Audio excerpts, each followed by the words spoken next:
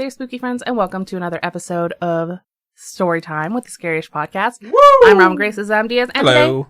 today we're here to read some homegrown horrors with you guys.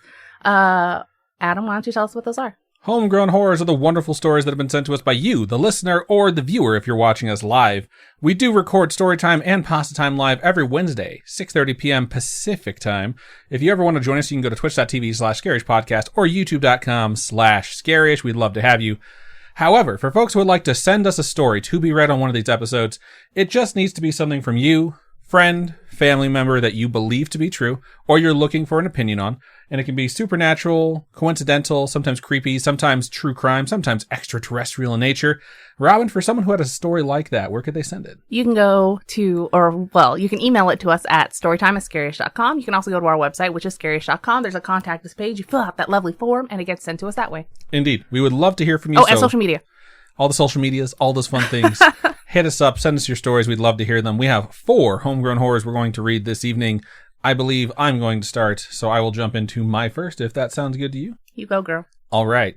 So this first one is actually something that was sent to us on the Insta, and its subject is creepy sleep paralysis and time-traveling dreams.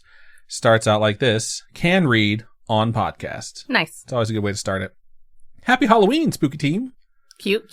Happy Halloween. Cute. I mean, Happy New Year's, all that fun stuff. So this was sent actually on the 31st, so it was like Halloween when it was sent. In celebration of this amazing holiday, I thought it would be about time to share a couple of scary-ish stories with y'all. First, I've definitely had my fair share of sleep paralysis episodes, but this one was by far the creepiest. One night, upon struggling to sleep on my side, I felt a weight just crash down and roll over me instantly, and my eyes flew open in shock of how heavy it felt. Nothing present, of course, but it felt as though something decided to get from the side I was sleeping on to the other by just crushing over me, and as creeped out as I was also pretty fucking annoyed since I was so desperate to get some rest. After a few minutes, sleep took over, and that was that. I mean, that happens to me a lot during my sleep paralysis. I get really scared that I'm gonna die. Like, that's usually, I don't see stuff, but I'm usually really worried that I'm, like, going to suffocate. And then as I'm like struggling to try and like regain my ability to move, I just fall asleep. When I wake up, I'm like, oh, good, cool, I didn't die. So I know the whole like sleep just sort of drags you down, and then like the battle is over. All right, second short story isn't at all scary, but rather interesting. Sometimes I would have dreams of being present in a different time frame. I remember 2 dreams I've had like this. One where I was at a birthday party in the 1950s, celebrating, looking around, knowing I'd travel back in time. It was so surreal, and as my mind was beginning to wake, I was in a hurry to say goodbye to those around me who were deeply saddened by my incoming departure. I felt their sadness, and we all decided to rush and take an old photo all together, knowing it would most likely be the last time I ever saw these friendly and lovely people. The other time-traveling dream I've had put me in a downtown market somewhere abroad, where I was rushing to look at everything within the old shops, aware that I only had so long to explore the year I was in. I even tried to talk to those workers dressed in old clothes who looked at me yet said nothing. All too soon it was over, and much of the details escaped me. I have dreams all the time, with many that I toss in my mental trash can, and others that are worth saving just like these. I mean, I'm sure I have so many dreams, but when I wake up, I don't remember them. For me, some of them, I'm like, I don't want to remember them, because they are fuck awful. Yeah, there's sometimes where I wake up and I'm like trying to remember a dream. And there's other times where it's like, if you've had a bad dream, you're like, I'm just going to let that one go. Like, I'm not even going to try and remember any of the details from it. If it's too scary, I'm like, no. Forget that as soon as possible, because if you remember and then you go back to sleep, you'll go straight back into it. That's how I feel sometimes. For mine, for sure, I'm just like, if it was triggering or traumatizing in any way, I'm just like, trying not even think about it so that like, it'll get deleted into that mental trash can the author mentioned. All right. It continues. Hope you enjoyed these little story treats. Thank you guys for creating such an amazing podcast that is absolutely funny and informing to listen to. Adam, your imitation of Reckless Roddy in recent episode 202 still makes me laugh. And Robin, your artwork is beautiful. I love all your pins and love seeing your time-lapse videos. My friend and a dear listener of yours, Chungster91, gifted me a Scarish t-shirt for my birthday last month, and it is now one of my favorites. Cute. Keep on creeping on. Love, Claudia. Thank you so much. If it's the person that I think it is, then your artwork is amazing too. Nice. Thank you so much for sending us your stories. We really appreciate that. And shout out to Chunkster for sending their friend some of our merch. It's very nice of you, Chunkster. It's very sweet. Overall, solid way to start the show. All right. So this email I'm going to read is subject Chupacabra? ? I lived in Tucson, Arizona as a kid and stayed there until I graduated high school. This happened when I was probably 15 years old, so around 2007 or 2008. The days of flip phones. 2007, 2008, you could already have a BlackBerry Pearl, which is, or like the iPhone 1 Nokia, just came out too, but like, or the Sony Ericsson. Everything was dominated by the flip phones, the clamshells, as we called them. I lived on about a quarter acre of shrubby desert in a house that was super creepy. It was built in the 1970s and, to my knowledge, nobody ever died there. I'll have to share some of the more paranormal type stories about it later. The build quality of the house was pretty poor. It had tilted saltillo tiles I always stubbed my toes on, poorly laid concrete on the patio, and an overall strange layout. That's not super relevant to this particular story, but it still annoys me to this day. Hey, horrible construction is still a horror. I digress. There was a crappy old sliding glass door that led to the patio from the living room, and for some reason, all of the external floodlights we had were this eerie light blue. If you've been to the foothills in Tucson, you know that it gets extremely dark there, and without rain most of the year, it's very clear. That's actually on purpose, to make sure light pollution from the city doesn't interfere with the university's research telescopes. My older sister and I were home alone since our dad was at a girlfriend's house overnight. We usually left the weird blue floodlights off. The vertical blinds also really sucked, so I usually just left those open as well. I am one of those people who are like, do not leave your windows open at night or, for the most part during the day if you can help it. Yeah. Keep your privacy. Don't put on a show for the neighbors. It's like every horror movie. It's like 13 Reasons Why. Why are you guys making out in front of an open fucking window? Town is in front of open windows while they're hiding their secrets. It was late at night, and it was that extremely deep and dark kind of night. My sister and I were hanging out when we got a weird feeling. We froze and listened. It was very quiet. I got off the couch to go check the little lock on that back door, and curiosity got the best of me. You know how at night when the lights are on indoors and it's very dark outside, you can only really see your reflection in the window? And you can only see outside while the lights are on if you get really, really close to the glass and sort of cup your hands around your eyes to block out the light. Well, I did that. My face was almost pressed up against the window. I almost shit myself. There was this horrible, horrible, pale, bony, naked thing with white eyes and jagged teeth bared in a grim smile only a few feet from where I had pressed my face against the glass. I jumped back and screamed. Was that a fucking chupacabra? We turned on that creepy blue floodlight and the thing was still standing there, seeming to stare into nothingness directly in front of us. Just a thin pane of glass with a shitty lock separating us from it. My sister and I froze. What the fuck? I just couldn't look away. And then I felt really bad for it once the shock wore off. It was a coyote, or coyote, as Adam likes to say. Coyote is fine. With the worst case of mange I had ever seen. Its eyes were milky white, and it was probably mostly or totally blind. Its ribs stuck out, and its teeth were really snaggly and messed up, sticking out from its lips. We ran to go call animal control or someone to help put it out of its misery, but when we came back, it had disappeared. We didn't try to go into that dark desert to find it. Looking back on it, I feel horrible that we were too scared to follow up with animal control to see if they had found it. It may just have been a sick coyote, but I never leave my windows open at night now. You shouldn't anyway. And I will never ever look out windows at night like that ever again. I'm scared that I will see something much worse next time.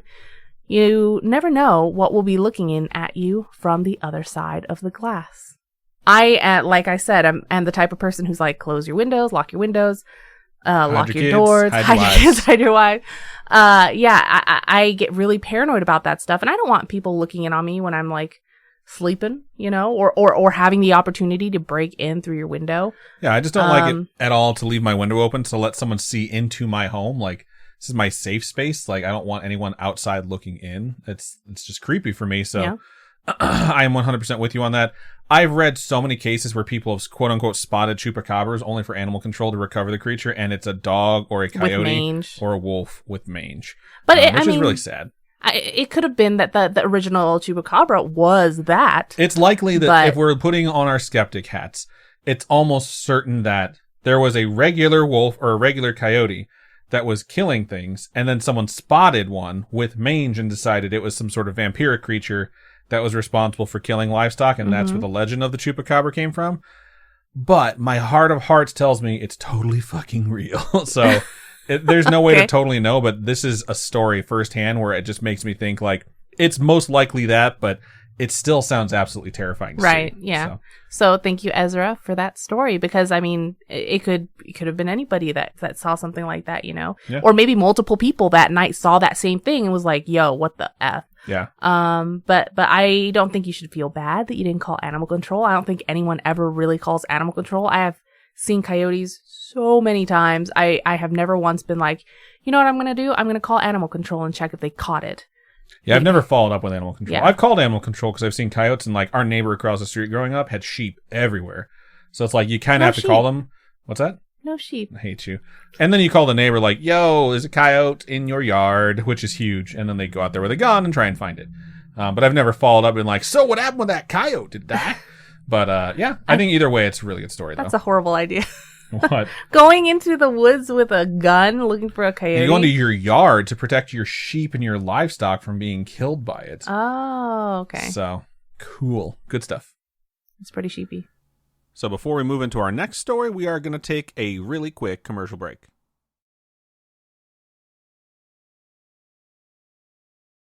And we're back. All right, I'm going to go ahead and move into the next story of the show, and this one's subject is Devil Dog and My Grandma's Werewolf. Feel free to share it on the pod. Hi, Adam and Robin. Hello. Hello. Robin was Mrs. Doubtfire there. My name is Natalie, she/her. This is my third story submission. Love you guys, and hope you enjoy. Yes, I was about to read love you as LOL. Drink some water. So this first story is my mom's. When she was a little girl, her family had a big black dog named Diablo. Oh my Lord. Which means devil in Spanish. I think that's one of the more common Spanish words that's known. Is it? Guess I didn't know it was Spanish. You didn't know Diablo was Spanish for devil? I thought it meant like really spicy. Because the Diablo sauce from Taco Bell? I'm going to move on now. And that video game. Yeah, because Diablo, the video game, is known for being spicy. I mean, there's angels in there. The game is about Diablo. Diablo's is the fucking demon? devil. Oh. Stupid asshole. Pay attention. This is what happens when you A-spam through storyline. You wind up a stupid asshole. Right. I just did it for the gameplay. Who really like when I play? I am Avi Jesus. No, when I play Genshin, I am a big ass A spammer. And later on in the story, it's like, oh, you remember when you talked to this character? I'm like, no, I don't even know who that is. By all accounts, this dog was a sweetheart, and my uncle learned to walk by holding onto it. That's adorable.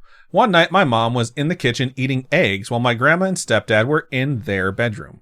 My mom started getting a creepy feeling like someone was watching her, and she noticed the dog laying on the floor under this like cabinet thing, staring at her intently. Creepy. She started to get really uncomfortable with the dog watching her like that because he had never looked like this. She said it just had an evil vibe to it that she can't explain. Like the dog got possessed? I don't know. She finally got tired of it and yelled something like, "Shoo, Diablo." My grandma heard her yelling from her room and asked what was going on. My mom yelled back that the dog was making her uncomfortable. My grandma says, "What do you mean?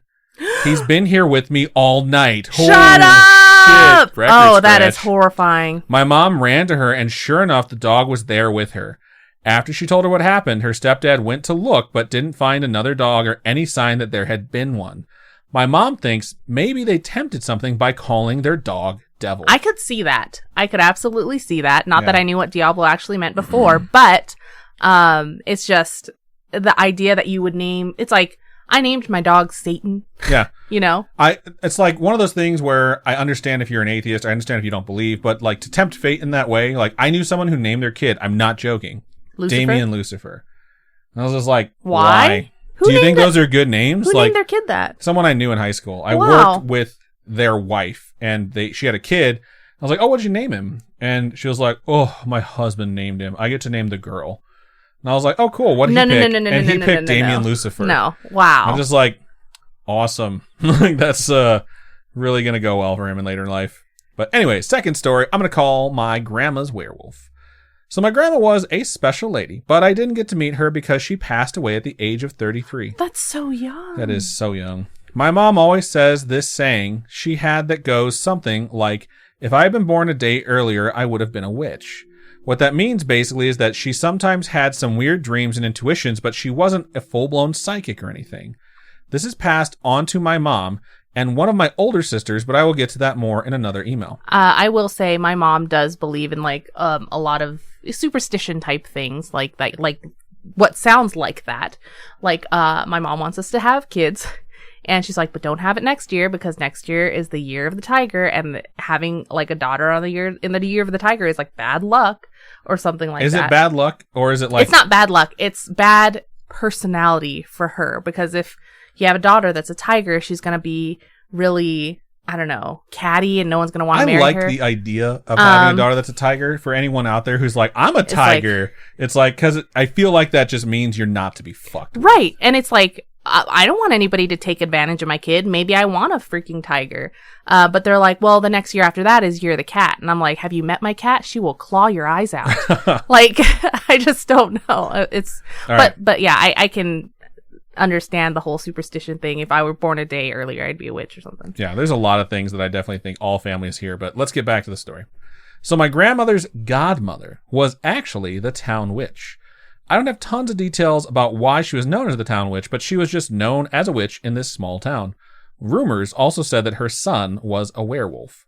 Take this with a grain of salt, because this was maybe 50s or 60s in a small town in Argentina, where superstitions and legends are believed to this day. But anyways, everyone said he was a werewolf. This guy also had a massive crush on my grandma for basically their whole lives. The weird thing is, my grandma was often followed by a big black dog. Like that was him? Not her pet from the first story. That wasn't like a common stray in the town, but was only seen at night following her. What if it is, though? Obviously. What if it is the same black dog, and it's just... Oh, that's a weird one. Lived forever and is like with the family. He got lost in the wolf form. And... He stayed in the hawk too long, Tobias. I mean, or maybe it's just like Sirius Black. All right, I'm going to keep going here. My grandma worked late, so it was common for her to be walking home late at night, and on more than one occasion, men tried to come near her to potentially do bad things to her, and this big black dog protected her from them. I don't know how much I believe this one, because I've never believed in werewolves, but everyone in her family believes this guy was the dog that followed and protected my grandma. Fun fact, in Argentina, a werewolf is called a lobby-san, and it says pronounced lobby like hotel and son like your male offspring, so lobby-son. And there's this belief that if you have 7 children in a row of the same gender, like 7 boys in a row or 7 girls in a row, the 7th child will be a werewolf. That's awesome. A way to break this curse is to have the current president be the child's godparent. No, what? This is in Argentina. Okay. One of the kids in my neighborhood was a 7th son, and his godfather was the president. This tradition is still practiced to this day. Thank you for reading my story. We'll be sending more soon. Nat. That is fucking awesome. I've never heard that before. I've never heard that either. I'm so happy that I know this now. We're going for 7. We're going to fucking do this. And that kid will be our dog. All right. No. Either way, thank you so much, Nat, for sending that in. I look forward to your next story. This next story, my final story of the episode, is titled Tennessee Definitely Has Some Weird Cryptids. Cool. Hi, Robin and Adam. Hello. I've been listening for a couple of months now, and you guys have now accompanied me across country to head to my 3rd year of college, along with many interesting Tinder dates, TBH. What the fuck? I can just imagine you being on a Tinder date like, I'm going to put some little mood music on. And it's just us. No, please don't have us accompany your sexy times. So if you are, that's cool too. And honestly, right when I started listening, a spooky thing happened to me, and I only just now got the willpower to send in one of my stories. I was driving in my hometown, absolutely blasting your Lake by Call episode at 3 a.m. after a long night with some buddies. The thing about Tennessee is that you need to use country roads if you want to go anywhere. Just like where I grew up. So, setting the scene. Not a single light in sight, absolutely surrounded by an almost suffocating alley of trees and the stars up above. I was driving slow because, frankly, driving scares me. especially when there's also always wild animals out on the road this time of night. I start seeing a possum on the side of the road and start slowing down in case it makes a mad dash in front of the car. I would just run it over. It's a possum. You don't want to kill something. I mean, you feel so bad when you hit something. Like, I'm not saying you, I'm saying like the royal you, just people in general. I mean, I would, but if I can't control it, you know, like... What you can control is slowing down. That way you can make an adjustment if it does jump in front of you. That's true.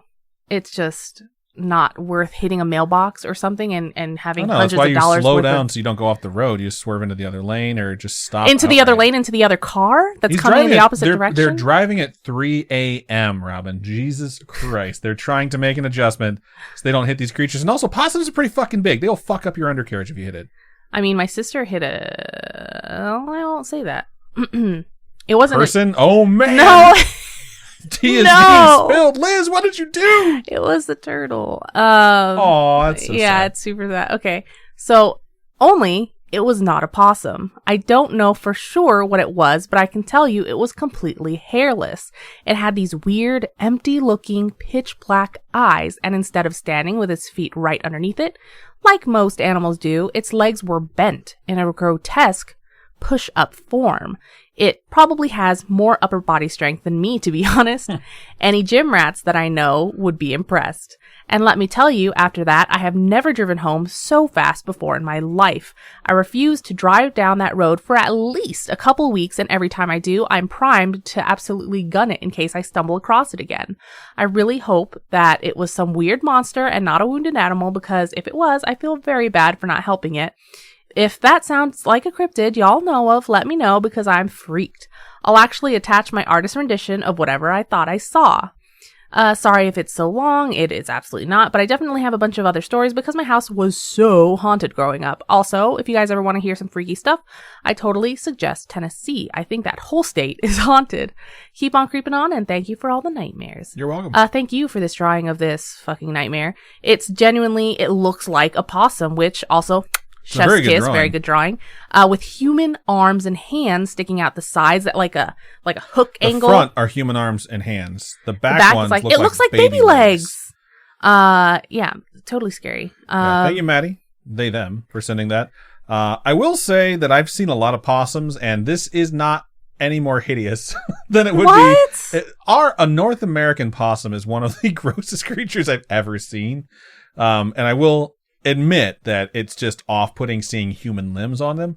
I've never heard of this before. What I think happened here is there's a kid out there that was the 7th child, and instead of it being a werewolf, it became a possum. I don't know what it'd be. A werepossum. There we go. It's a werepossum, and it was in the middle of transforming when you spotted it. So that is my speculation. Yeah. Good stuff. Nice. You're gonna agree with that? Yeah. Okay, good. Whatever you said. All right, so that is everything we have for this episode of Storytime number 180. Thank you to so many people, everyone who watched us live, everyone who listens to us, everyone who writes their stories and sends them to us. We appreciate all of you. If you have a story you'd like to send us, again, email storytime@scarish.com or go to our website, scarish.com, and click on Contact Us, or you can hit us up on our social medias. Facebook is facebook.com/scarishpodcast. Twitter is @ScarishPod, and Instagram is @ScarishPodcast. Nice. Robin, for folks who would like to donate to us, how can they do so? You can go to patreon.com/ScarishPodcast. Those are monthly donations. Tiers start at a sexy little $1. That's why you're giving us that sexy voice, apparently. It's the last one of the year. I don't know. If you're not into the monthly donation type thing, you can also go to ko-fi.com/ScarishPodcast.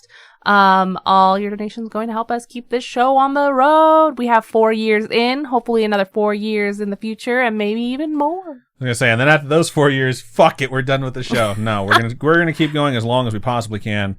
And this show releases on December 31st. So happy New Year to everyone out there. Happy New Year. Have a safe and fun New Year, and we will see you in 2022. That is everything we have. So Robin, why don't you go ahead and sign us out? Keep on creeping on, and we'll talk to you in the new year. Indeed. Bye. Bye.